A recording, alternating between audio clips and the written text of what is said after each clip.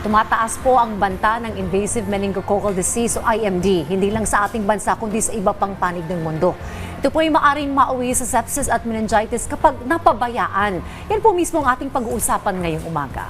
Kaya naman Dayan, para sagutin ang ating mga katanungan tungkol sa IMD, makakapanayam natin si Dr. Maria Cristina Alberto, isang pediatrician. Doc, magandang umaga po. Hello, magandang umaga po mga ka-Rise and Shine Filipinas. Thank you for joining us, Dr. Alberto, Dayan at Noel po ito. Alright, Doktora, ano po ba itong IMD at paano natin malalaman kung ito'y isa na pong seryosong sakit, Doc? Okay, ang invasive meningococcal disease ay isang seryosong sakit na gawa ng isang bakterya na nagdudulot ng pagkamatay. Ito po ay maaaring maging sanhi ng infeksyon sa dugo o ang tinatawag nating septicemia, infeksyon sa utak o meningitis, at pagkasira ng ating mga joints or arthritis. So, ito po ay isang seryosong sakit at minsan bilang mga magulang, minsan hindi natin alam ang banta ng IMD until tayo mismo ang makaranas nito. Ayan. Doc, ang sakit na ito, may data po ba kayo ngayon na maibibigay or percent ng cases ng IMD dito sa bansa? Sa bansa natin, ilan lang naman talaga ang kaso ng IMD. Noong nakaraang mga taon, may 100 kaso tayo sa Pilipinas. Ngunit kahit nga kakaunti ang kaso, ito ay very fatal o nakamamatay. Kaya dapat ang ating mga magulang ay aware kung ano po ba ang IMD. Doc, ano po ba ang karaniwang nagiging sanhi po nito? Ang IMD po ay dulot ng isang bacteria na tinatawag nating Neisseria meningitidis. Ito ay kadalasang tumitira sa ating mga ilong or ating respiratory tract.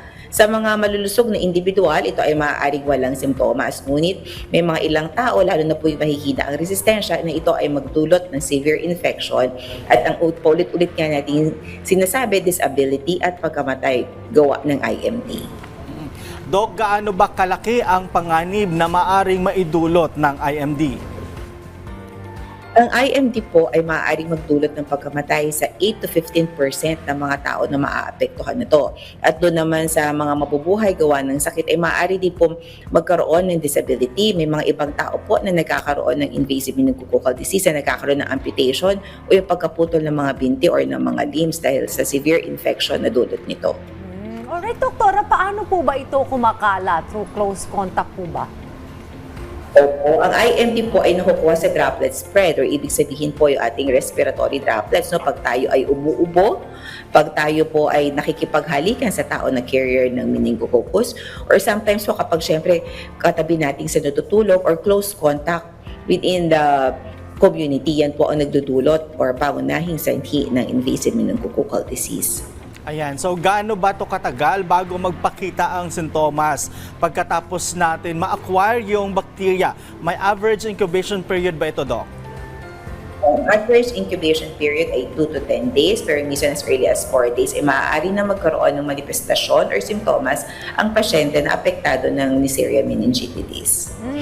Alright, ano naman po yung mga symptoms, Doc, na dapat pong bantayan at paano po matutukoy kung IMD na ba yung sakit na nararamdaman po ng isang individual?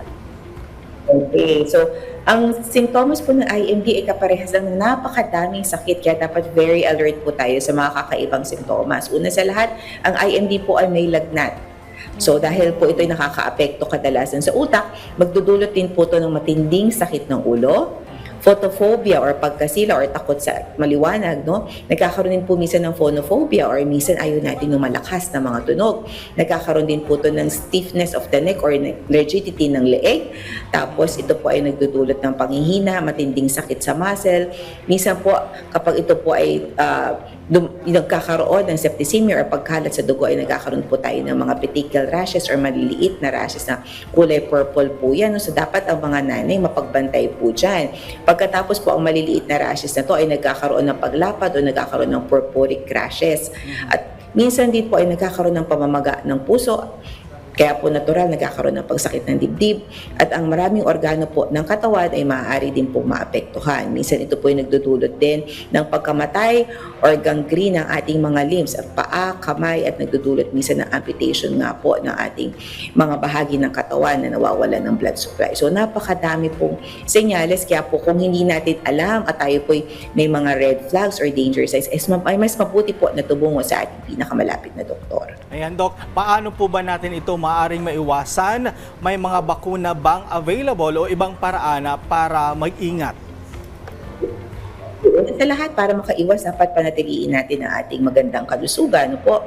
Ikalawa, syempre po, kapag may mga tao may mga sakit sa bahay or sa ating mga paaralan, ay mag-ingat sa mga pasyente na ito at lumayo po tayo. So, nakakatulong pa rin po yung pagsusuot ng face mask in crowded places.